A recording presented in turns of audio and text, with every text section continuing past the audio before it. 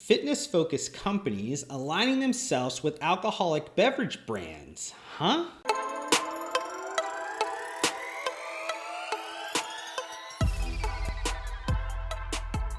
If you read just about every article on the internet that talks about your fitness journey, and if you include alcoholic beverages and how that's going to affect you, you'll hear a lot of just kind of negative thoughts and comments that regard to you not being able to kind of recover from your workout because hormone secretion won't be to the levels that you need. You won't be able to digest the right amino acids or B vitamins, as well as if you didn't drink alcohol, or you might be dehydrated. And though those things are true, just how bad it wrecks your physique for just the normal mainstream person that's trying to get a little bit more healthier in their lives, it's probably a little bit overstated. And a lot of these scare tactics weren't really there all the time. And if we go back to the roaring 20s, the 1920s, and we look at just some of the marketing around Guinness, they actually said Guinness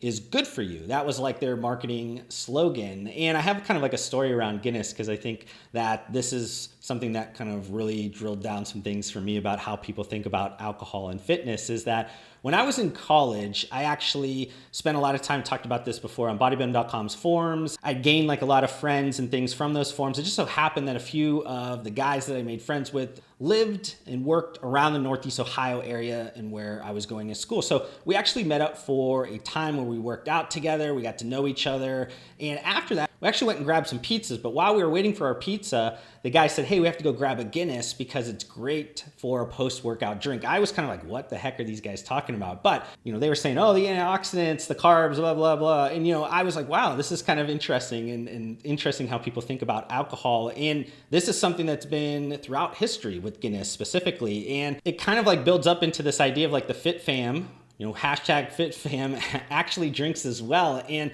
I kind of, going back to some of my personal stories, this really kind of instilled and drilled down to me is that when I was in college, I spent a lot of time with probably the most healthy fitness people there. I worked at the rec center.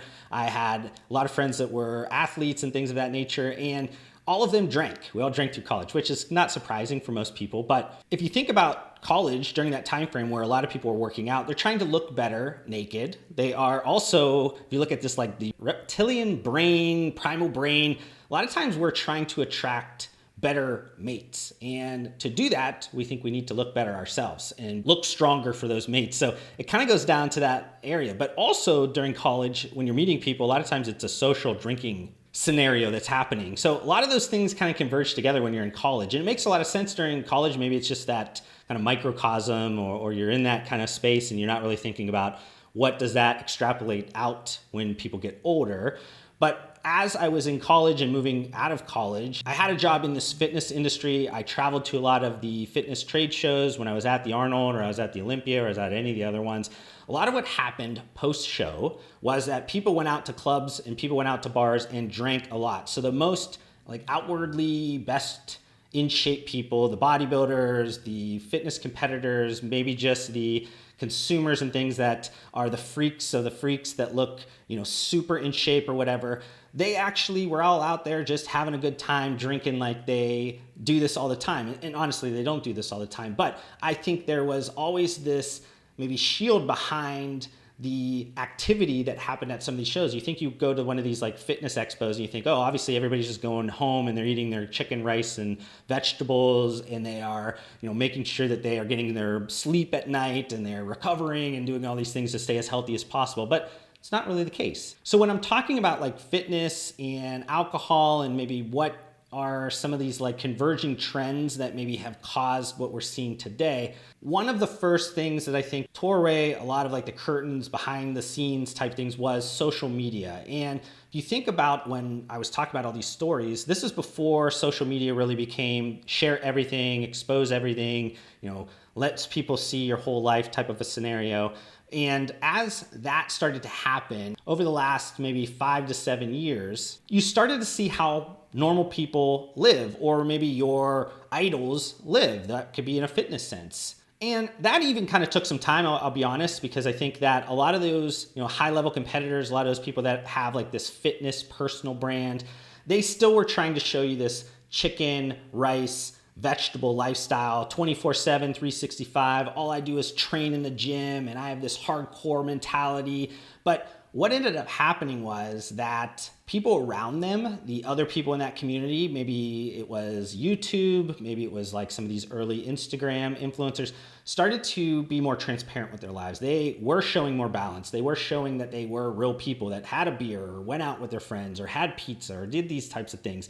And the people that were kind of still trying to hang on to this hardcore lifestyle, they looked at these other people. They were making more money. They were getting better brand deals. They were getting more, viewers and building a stronger community. And they were more an attractive personal brand. And then these other people were just sitting there going like, what the heck is happening? They eventually had to realize, wow, I have to start actually showing my life. I actually have to put this on social media. It can't just be chicken, rice, vegetables. I train 24/7, 365. All I do is live this lifestyle, because that's not the reality. Or if it is the reality of their lives, it's not relatable. So nobody could really care less about that. And I think that you're seeing more people just be real on social media. The second kind of trend is that a lot of the consumer mindsets towards wellness has diversified or just kind of moved towards a holistic lifestyle. You're not thinking about these kind of areas as silos. You're not thinking about fitness. You're not thinking about nutrition. You're not thinking about recovery. You're not thinking about mental health individually. You're actually thinking about them holistically and into this lifestyle to understand that balance and all these things are interconnected. They all have to be kind of best leveraged and utilized in a way that's going to produce positive results, and you could be as well or as healthy as possible. And then thirdly, I think you had this rise of lifestyle branding, and lifestyle brands really kind of highlight this idea that most people, though they enjoy their lives, most people believe that their lives are pretty dull. They aspire for more, they look for more, they hope for more, and brands can really help inspire people, guide people, motivate people if they are lifestyle in the way that they approach things. So not necessarily thinking about this as like a product-centric, functional marketing or brand that you're really just looking at the features of the product. You're going past the actual features of the products and you're focusing on the wants over the needs. And this really helps these brands connect emotionally with consumers. They're able to kind of attach themselves in a different way. They have a deeper relationship with these consumers. And because they have a deeper relationship with these consumers, they tend to have more latitude to expand outside of their traditional product categories and create an associated kind of portfolio of lifestyle products. So what does this all mean? You're having fitness-focused brands and alcoholic beverage brands start to kind of converge and leverage some of the common ground between them. And initially, and kind of what you see the most is that these fitness-focused brands and alcoholic beverage brands actually start to do some like market activations together. They start to like cross-market or do some like strategic partnerships together. Some of the ones that you've seen recently, and a lot more of them kind of have come up because of the COVID-19 effect, is that Smirnoff has partnered recently with a fitness studio called Sidebar. So they do the bar workouts. They are doing some virtual workouts. They're also doing some virtual content, some celebrity interviews after that. And this is really to highlight Smirnoff's new zero sugar infusion line.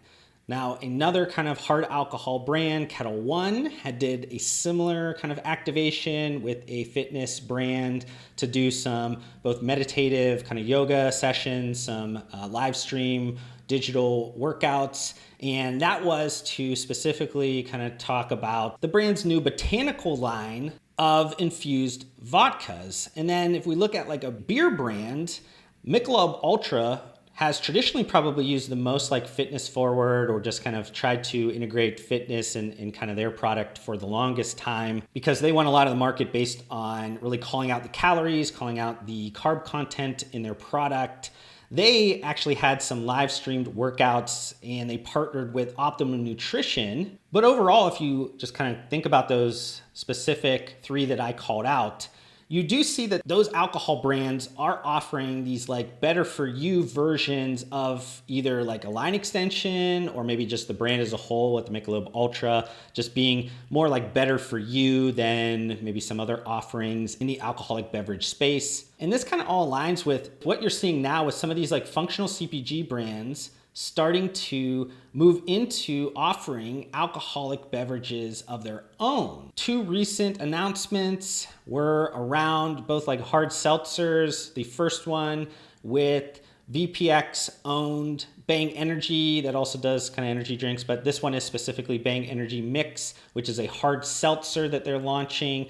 Also, Alani Nu, which has supplements, some ready to eat and ready to drink products as well. They're launching a hard seltzer called Alani Seltz. And this all might seem counterintuitive. It all might seem very weird to you. Why would a sports nutrition, functional CPG brand, supplement brand be offering alcoholic beverages? But to me, this actually signals that a lot of these lifestyle, aspirational, functional CPG brands are realizing that the market, the consumers are saying, hey, we want to have this holistic wellness mindset. All this stuff goes together. We understand that we're going to, in moderation, drink a little bit. We're going to enjoy our lives. And this idea has really been kind of further increased because of the COVID-19 effect. A lot of things converged together as these brands aim to engage with consumers that were stuck at home during the pandemic. If you think about just your place of residence, for a lot of time during the last 12 months, it was also your gym. It also was your favorite restaurant. It also was your favorite bar. And because your home now is viewed in a ton of different ways, that gives some of these aspirational lifestyle brands that maybe are in the functional CPG space that they have a strengthened position in the market to be able to offer some of these maybe products that are outside of their traditional product categories, and consumers are going to see them in a more positive light. For me, I don't see this trend slowing down anytime soon. If anything, it's going to continue. It's going to strengthen. I definitely think there's a ton of different opportunities for functional CPG brands. There's ways to do these things that are both strong efforts like you're seeing with Alani Nu and Bang Energy, or some dipping your toes into this, creating some partnerships with maybe microbrews or regional spirit and wine companies. But I think overall the boundaries are going to be pushed on the product side over the next few years. But additionally, I think you're going to see a ton of different partnering happening a lot more with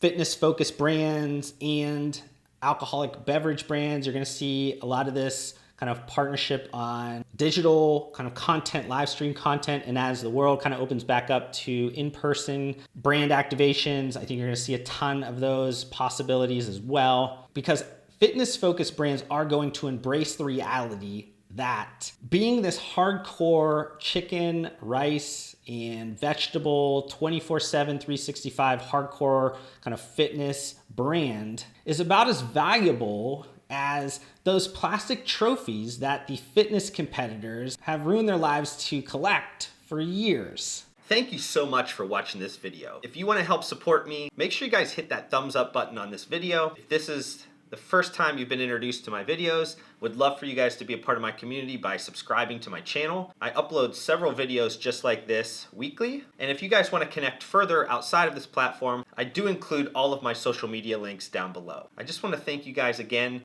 for your time. Hopefully I gave you some value in return, and we'll see you guys on the next video.